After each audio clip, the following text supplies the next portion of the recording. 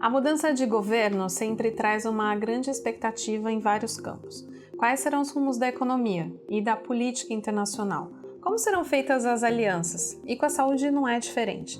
Assim que assumiu o governo, o presidente Luiz Inácio Lula da Silva destacou a reconstrução da saúde como uma das suas frentes. Foram feitas várias recomendações a partir do grupo de transição, algumas promessas. E será que a saúde melhorou mesmo ao longo de 2023? É isso que a gente vai ver aqui nesse vídeo hoje. Mas antes, não se esqueça de se inscrever no canal do Futuro da Saúde e ativar o sininho para receber todas as nossas novidades.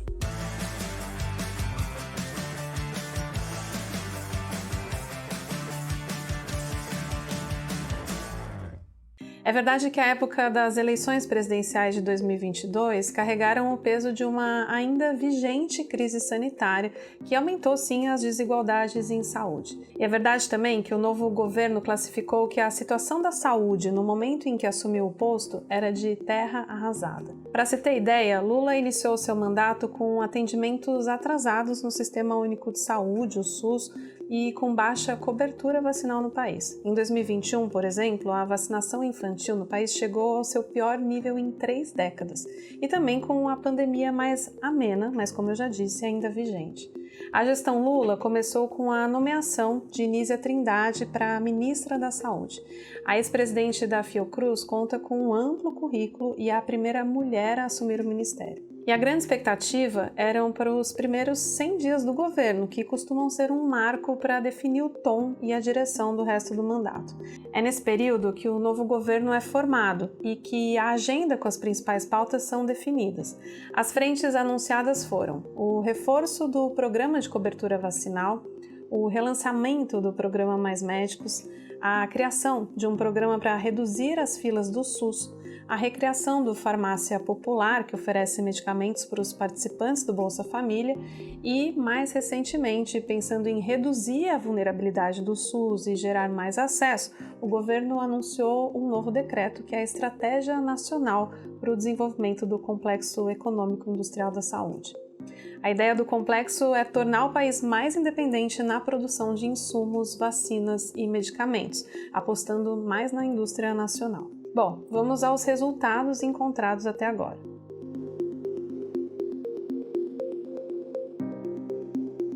Para melhorar as taxas de cobertura vacinal, o Ministério da Saúde trouxe uma nova estratégia de campanha com ícones como a apresentadora Xuxa e o Zé Gotinha. O objetivo era mobilizar os pais das crianças para a atualização da carteirinha de vacinação.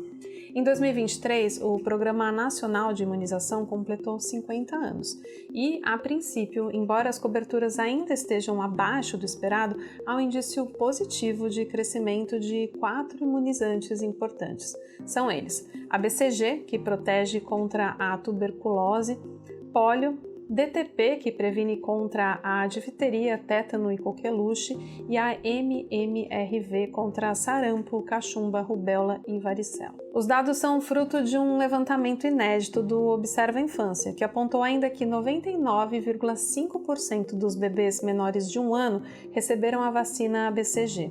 As outras vacinas ainda estão abaixo da meta, apesar do aumento da cobertura. É um sinal de que ainda há muito trabalho de conscientização pela frente.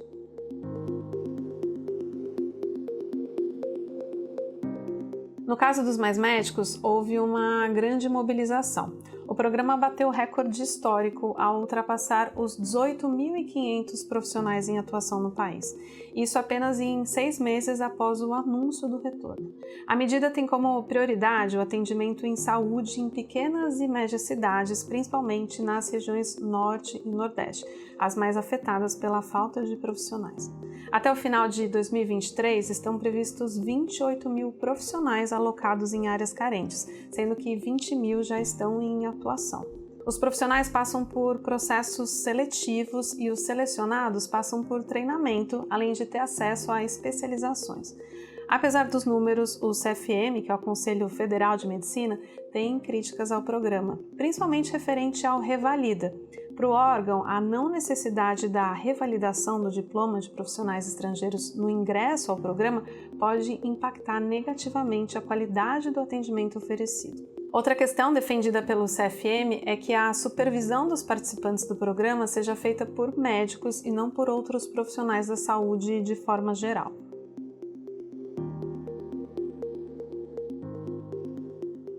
Os esforços para a diminuição das filas no SUS contou com uma verba de 600 milhões de reais para acelerar a realização de cirurgias em todos os estados. Para se ter ideia, mais de 1 milhão de cirurgias estavam paradas no país e a intenção era diminuir pelo menos 45% desse total. O programa foi instaurado em fevereiro de 2023, mas até agosto, porém, de acordo com os dados atualizados do próprio governo, apenas 20% dos procedimentos haviam sido realizados, totalizando pouco mais de 200 mil cirurgias. É um avanço, é claro, mas ainda longe da meta final. Mutirões e campanhas para que os pacientes não percam o seu lugar na fila foram anunciados em diversos estados, com o objetivo de acelerar um pouco mais esses números.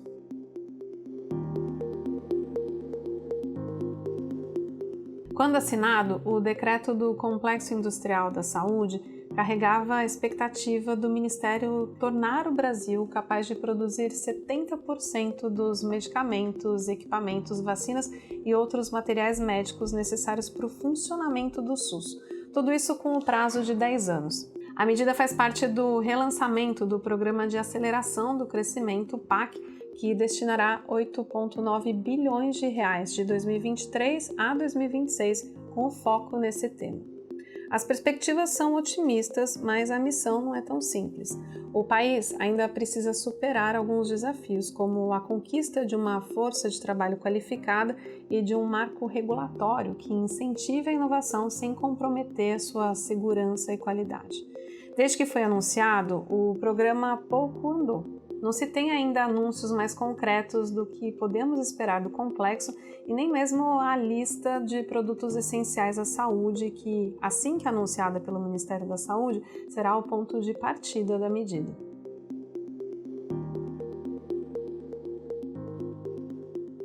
Apesar dos movimentos feitos nesse primeiro ano, o novo presidente encontra alguns percalços pelo caminho. O primeiro deles é político. O Ministério da Saúde chegou a ser pleiteado pelo Centrão em um movimento de articulações que colocaria o cargo de Nízia Trindade em xeque.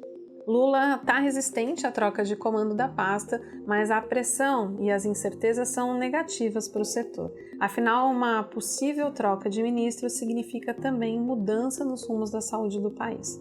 Outro ponto é que, apesar do visível andamento dos projetos em saúde, ainda falta um olhar e uma ação mais apurados para o futuro da saúde no atual governo.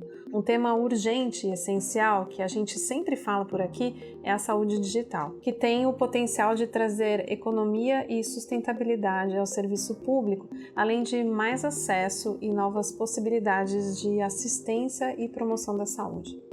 Alguns avanços já estão a caminho. Laboratórios clínicos da rede privada já estão sendo ligados à Rede Nacional de Dados em Saúde, a RNDS. E 70 milhões e meio de exames já foram incluídos no sistema. Também os dados do aplicativo de gestão para hospitais universitários, o AGHU, devem ser integrados à rede em 2024. O sistema é utilizado em 41 hospitais e conta com dados de 25 milhões de pacientes. Para o futuro, a ideia é que os cidadãos possam acessar os seus dados de saúde por meio dos aplicativos como o Conect SUS, da mesma forma que já acontece com as vacinas. Mas, a gente sabe, a gente ainda está bem longe dessa realidade. Para isso, é preciso que os dados sejam padronizados e interconectados, trabalho que vem sendo feito a passos curtos, mas que precisa ser concluído para poder escalar.